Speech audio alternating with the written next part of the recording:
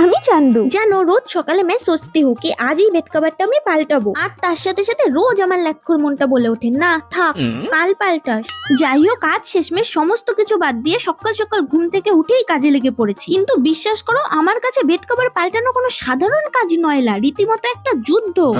এত কাজের চাপে তো দাঁত মাজার কথাই ভুলে গেছিলাম, তাই ফটাফট দাঁত মেজে ফ্রেশ হয়ে নিলাম। আর সকাল থেকে এত কাজ করেছি, মনে হচ্ছে পেটের ভেতরে ইঁদুর না ডাইনোসর দৌড়াচ্ছে। তাই আর দেরি না করে নিজের জন্য বানিয়ে নিলাম স্পেশাল ম্যাগি ফ্রাই। কিন্তু পোড়া কপাল আমার, যেই না শান্তিতে মুখে দিতে গেলাম অমনি এসে হাজির এক ডেলিভারি বয়। এই অনলাইন শপিং এর জ্বালাই আমি কবে যে রাস্তার ভিখারি হয়ে যাবো সেটা একমাত্র ওপরালাই জানে। আমি ইধার দেখো, এই যে ব্যাগগুলো দেখছো, এগুলো কিন্তু সবগুলো ভালো ভালো ব্যাগ। আমি সেভাবে কখনো ব্যবহারও করিনি, কিন্তু এগুলো আমার কাছে এখন স্রেফ জঞ্জাল। তাই এগুলো এখন মামা বাড়ির ভাই বোনদের গুছিয়ে দিচ্ছি। ওরা ভাববে দিদি কত দয়ালু, আর একদিকে আমার ঘরটাও হবে জঞ্জাল মুক্ত। একেই বলে এক ঢিলে দুই পাখি মারা।